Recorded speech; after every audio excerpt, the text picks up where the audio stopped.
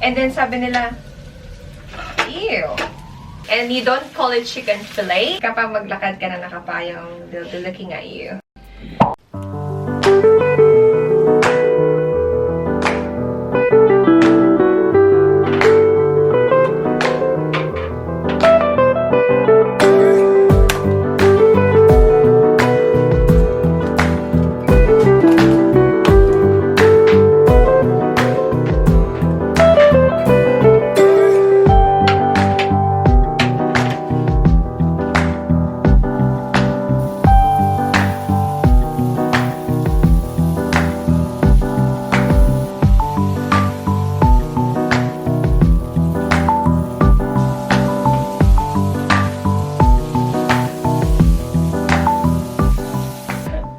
Meron tayong special guest.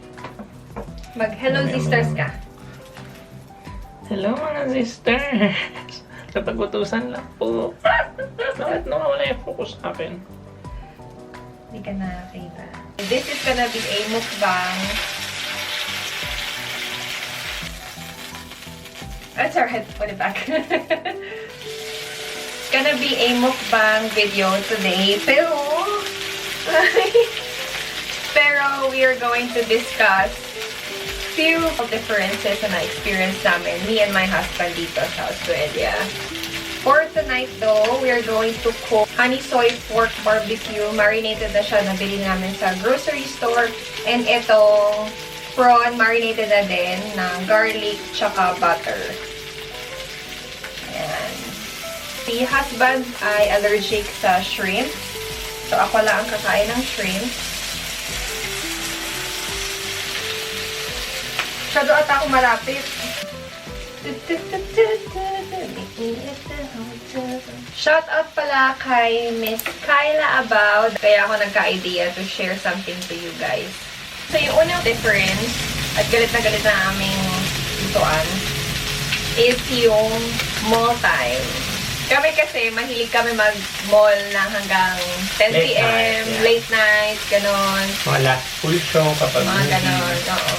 Tapos, nung nandito na ako kasi nauna, diba? Alas 6, guys, sarado na yung mga mall. So, usually, nagsisimula pa lang yung mall time ko noon habang nasa Pinas ako.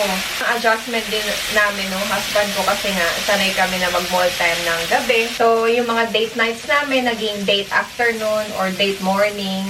Eh, diba, weekend, dun pa tayo late nagigising. So, kapag gusto niya mag-mall, kailangan maaga gising namin, maaga yung breakfast, para medyo mahaba yung mall time namin.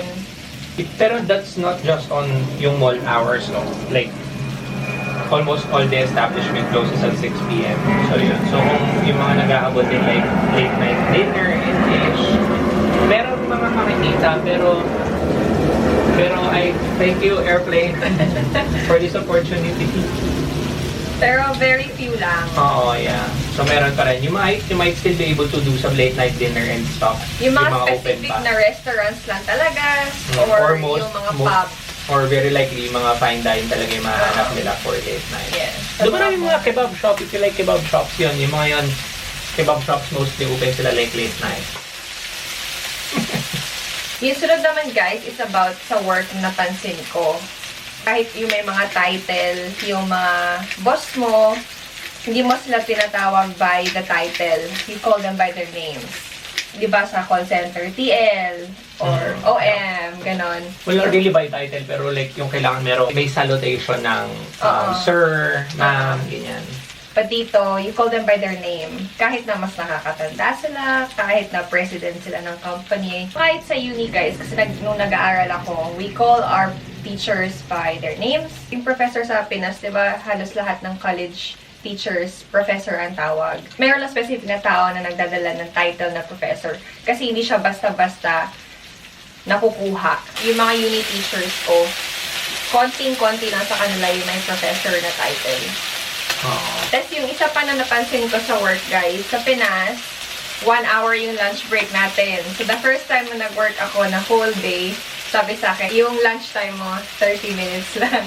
Oh, that's fixed. And that's fixed. Yeah, and that's fixed, yeah. Kasi sanay na sanay tayo sa 1 hour, diba? Tapos minsan nagmamall pa tayo during lunch break.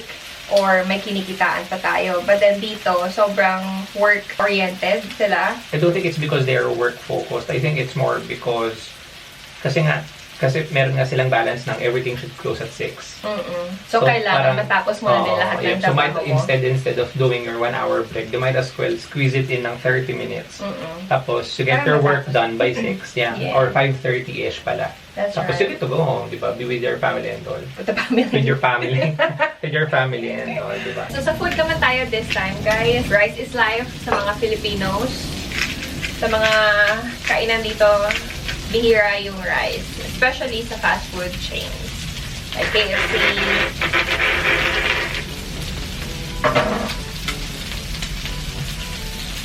Ano ginawa niya? Oy, ganun yung ginagawa sa salt para mabilis sila mataktak sa ilalim. What? Kaya siya may rinds sa ilalim. Ito daw. Yan. Yung kaya may rinds sa ilalim. Kasi pag tinataktak mo siya na ganun, hindi malalaglag yung salt and pepper and all.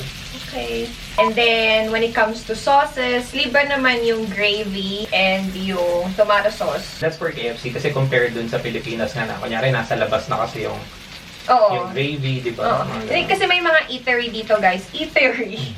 May mga kainan dito, guys, na nandun na lahat yung sauce. Like barbecue sauce, aioli sauce, sweet and sour and all, etc. Nandiyan na. Yeah. But then, when it comes to like fast food chains or kung saan man na hindi nakalatag yung sauce nila, if maghihingi kayo ng sauce, very much likely na you'll have to pay for it. That's right. And then, sa McDonald's dito, guys, they call it Macas. Char. And walang spaghetti. Walang chicken fillet. Walang chicken fillet. And you don't call it chicken fillet, you call it chicken fillet. Fillet. Bumili ako one time sa chicken shop, yung mga nagbebenta ng mga raw chicken. Sabi ko, pabili po ng chicken fillet. Talagang inulit-ulit ko pa kasi sabi niya, excuse me? Sabi ko, chicken fillet. Sabi sa akin, oh, fillet.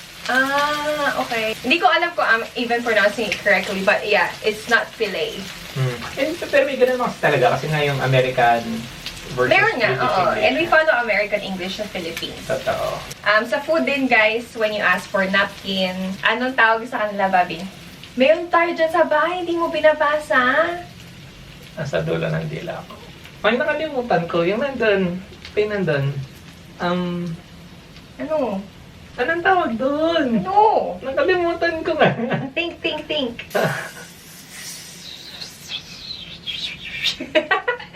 Sir. Serviette. Yan. Correct. Porte. Yeah, you call it serviette. Nakasabay ako sa plane.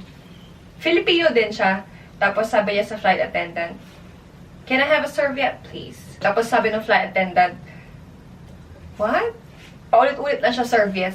Sabi ko, you use a different word. Tapos sinabihan ko na lang yung flight attendant, "Miss, napkin lang yung tissue." Ayun pa pala, tissue, guys. Kung saan-saan itong pinag-uusapan natin, ha. Sa atin, lahat ng klase tissue, lahat tissue. Dito, toilet paper, yung tissue sa toilet. And then, pull-up tissue, yung tissue na nasa box. Feeling ko kaya mainly differentiated yung term din na ginagamit nila. Kasi nga kapag bumili ka ng toilet paper, different siya. Pwede mo siyang ilagay sa toilet. So, kunyari, pag bumili ka ng, you can just buy tissue and then use it for the toilet. Kasi hindi magka-clog siya. Yes, parang ganun. Oo, kaya kasi, siguro well differentiated din yung terms sa kanila ng toilet paper sa yung para toilet tissue. specific. Yeah. Kasi, pwede dito, guys, mag-flush na ng toilet paper sa bowl. One time, nag-disintegrate sila. One time, nagmamarunong ako, guys. Kasi walang basurahan dito. Kapag sa banyo, makikita mo, walang basurahan for tissues. Meron lang basurahan for sanitary pads. Tapos, sabi ko one time sa mga katrabaho ko, kasi nag-clog yung toilet bowl namin. So, sabi ko, pwede ba huwag nyo itapon yung mga toilet paper nyo sa toilet bowl? Kasi, prone siya for clogging eh. And then sabi nung isang katrabaho ko, sabi niya, saan mo pala balak itapon yung mga toilet paper? Sabi ko, dapat meron tayong sariling bin for it. And then sabi nila, ew, we're in a third world? Sabi ko, why? Bakit? Saan pala dapat itapon? Tapos sabi niya, sa toilet bowl. Kasi lahat ng tissue dito pwede sa toilet bowl. Di na ako magmamarunong next time. That's fine. Kaya kami nandito para alam nyo next time. Kunin muna natin ang ating shrimp. Aking shrimp. That looks nice. Yes. Dapat pala That nagbagong looks ako, nice. kaso wala nang bagongs. Another thing about food is... Sabi water nga. Shake yan. Another thing about food, guys, French fries dito ay chips. And I think sinabi ko na to nung nasa grocery vlog ko, yung unang grocery vlog ko, yung mga candies dito, hindi tinatawag na candies. You call it lollies. Lahat sila lollies. Hindi lang lollipop, but lahat ay lollies. So, ano naman tayo? Random na, okay? Yung sunod naman ay experience ay walang nagpapayong dito. Kapag maaraw, kapag maglakad ka na nakapayong, they'll be looking at you. Totoo ba? Do they? Pero yung mami ko, guys, nung pumunta siya dito, wala siyang pakialam. Sabi niya, sayang yung papuputi niya, so magpapayong siya. Next, another experience is free yung mga beach dito. Walang entrance fee. Wala ding entrance fee yung mga park. Ay, wala pa ako napuntahan na park na may bayad, pero sabi nila mayroon daw. But so far, wala pa ako napuntahan na park or na beach na may bayad. And Kenneth is happy because gusto niya na mga beach. So, malapit lang sa city. Very accessible from the city. Mhm. Maraming malapit na beach na very accessible sa city. Meron ding mga free na gamit sa labas ng mga bahay. Unang lipat namin sa unang apartment namin ng husband ko. Wala pa kami masyadong gamit and that time, wala pa ding work si Kenneth. So medyo hindi pa kami nag-i-invest into, buying furniture. That time, meron lang kaming bed and kitchen appliances. We were thinking of buying a sofa. Habang naglalakad kami, may nakita kaming sofa sa may neighborhood namin. So yun yung ginamit na inangat namin sa aming house. So yun, so free sofa. Free yung mga gamit. Talagang nilalabas lang nila yung mga gamit. And then there will be a time na talagang pinipick up lang yun ng council or yung barangay. Pinipick up lang nila yun on a specific day. Pero if you wanna hoard ng mga gamit, sumempo ka dapat before ng pick up, maglakad-lakad ka na sa mga areas na yun. And hindi siya yung tipong patapon, guys. Sobrang ayos pa ng mga gamit. Most of them. Some, I mean, not everything, pero yeah. Meron kang mahanap na pwede pang gamitin So, when you move here, wag muna kayong bumili agad ng mga gamit. If you don't mind using like secondhand goods, especially sa appliances, then wait na lang kayo at maglakad-lakad muna kayo kung saan-saan. Susubo muna tayo, ha? At naluto na. Ang dami kong dadali. Masarap. Overcooked. Masarap. Yummy. Yan, mga survival hacks ng mga bagong pupunta dito. This is $1 no? Per piece. Yeah, $1, 5 pirasong shrimp na you can buy it at the grocery sa may Woolies. Next naman is yung sa mga parties, guys. Usually, yung mga parties dito, puro pika-pika foods. Kahit sa work, hindi uso yung mga big meals. Walang fiesta kapag may party. Walang may spaghetti, 4 na balde, walang pansit. Walang kamayan. Walang kamayan. Tapos kapag sinabihan kayong bring a plate, pag kayo magdala ng plato, guys, hindi siya ibig sabihin bring a plate na plate, literal. Dapat magdala kayo ng something na pang salo-salo.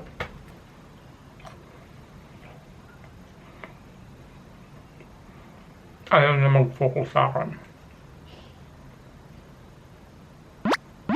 Hindi ko dyan nilagay yung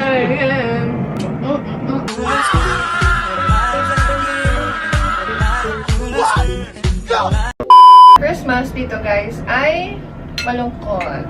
Is it? Because? Kasi hindi 3 months yung Christmas. Hindi nag-start ng September. Okay. Okay.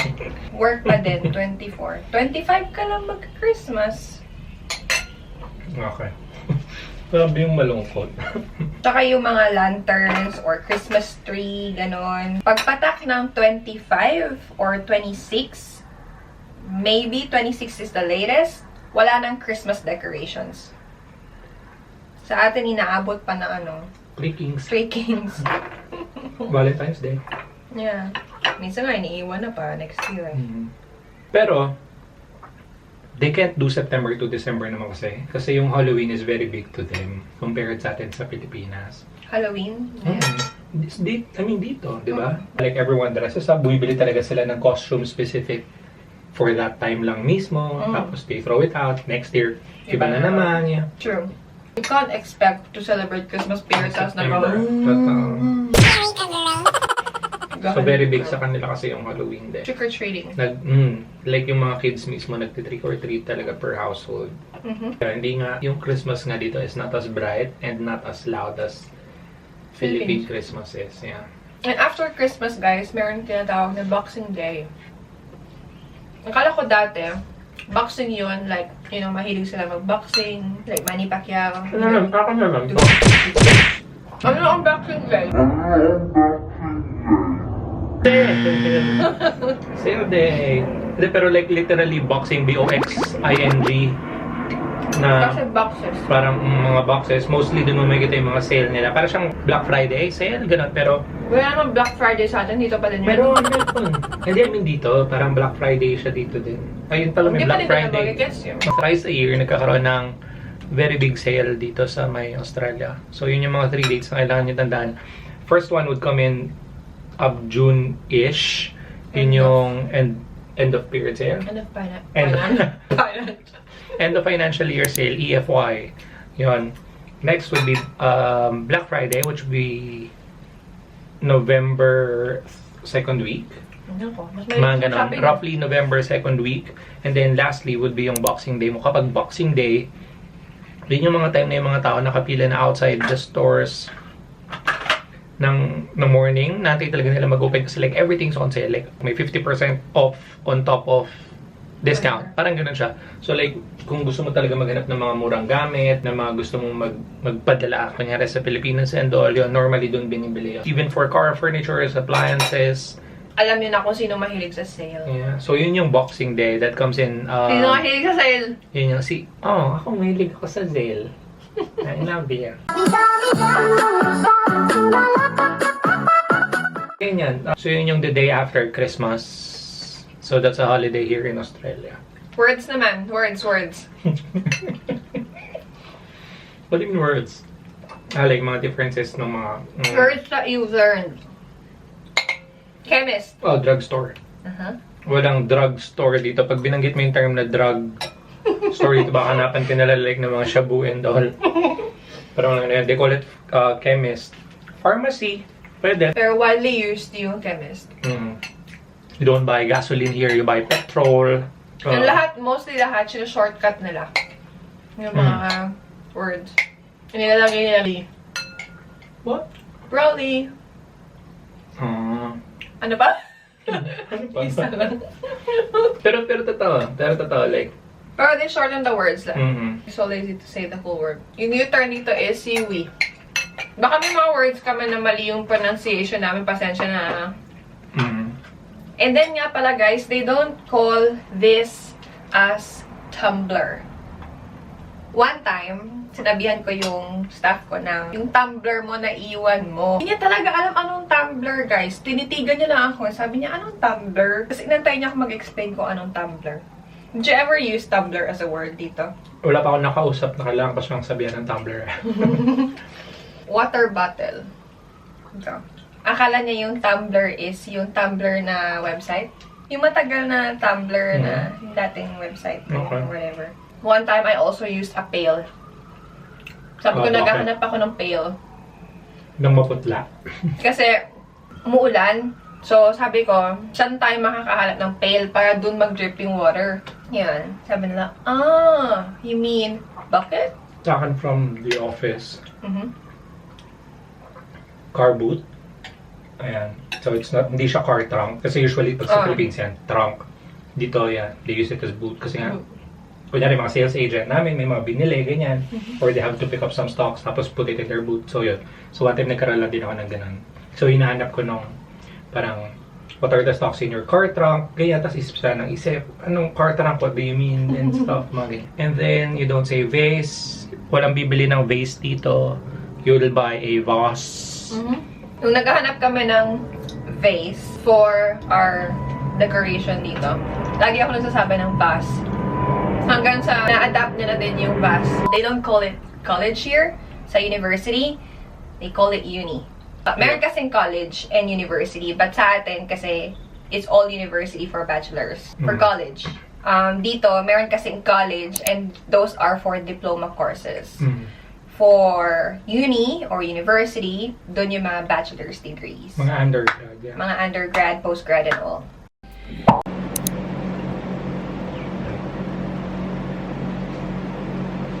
Good morning! Say good morning. Nalobat yung battery kagabi. So, for breakfast, we have bacon, mushrooms, eggs, and fried rice. Konti na lang naman yung dadagdagan namin. Inadagdag. Dadagdag. So, yung una is yung difference ng kung saan yung manibela ng driver sa Philippines versus Australia. So, sa Australia, nasa kanan. And then, yung sa Philippines, nasa kaliwa.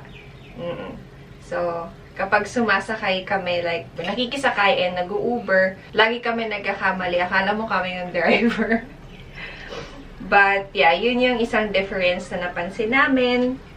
And then... Same goes with yung road them. So, since ganun nga yung type of driving, yan, keep in mind lang na lalo dun sa mga tatawid ng kalsada and all,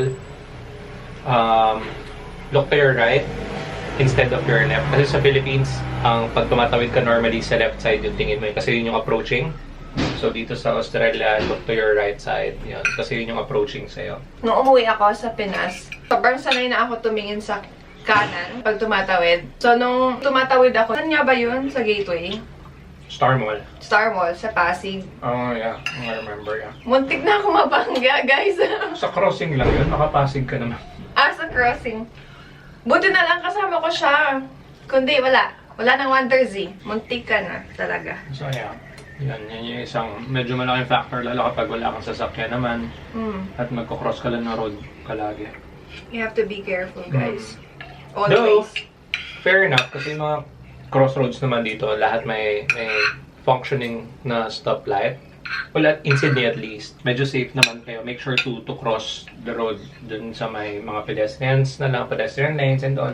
The next is yung sa food naman. Sa food dito, halos lahat sobrang dry nung mga pagkain nila. But then, I mean dry for us. Sobrang Kasi They just don't like sauce, no? Hindi sila may sa mga hindi sila saucy. Where in fact, sa atin, gusto natin ng sobrang daming sarsa. Caldereta, menudo, mga ganyan. Ganyan yung mga type ng food natin. Adobo. Ganyan. Sa kanila, steak. And steak. Pero mas burger and salad kasi sila dito. Like, dito, really like glue. Yung sa atin kasi sa Pilipinas, digin sa rice, oo, mas gusto natin yung masarsa kasi mas nakakain natin ng mas maraming rice and all. Yan, very likely ganun. Kaya mas gusto din nila dito yung mga medyo dry-ish na food. I mean, kapag sobrang saucy din naman tapos salad yung kakainin mo pa, hindi din siya fit, no? Hindi din siya perfect lunch, yeah. For lunch na yan, that's what they do for lunch. Pero kapag nagsasalad ako, guys, gusto ko yung madaming vinaigrette. Tapos yung mga tao dito, guys, sobrang in sila sa mga fitness nila. Nagsispend sila money on gym, tapos early morning, talagang part siya ng routine nila. Where in fact sa atin, I mean, for us, kami ni Kem, hindi kami nag-exercise.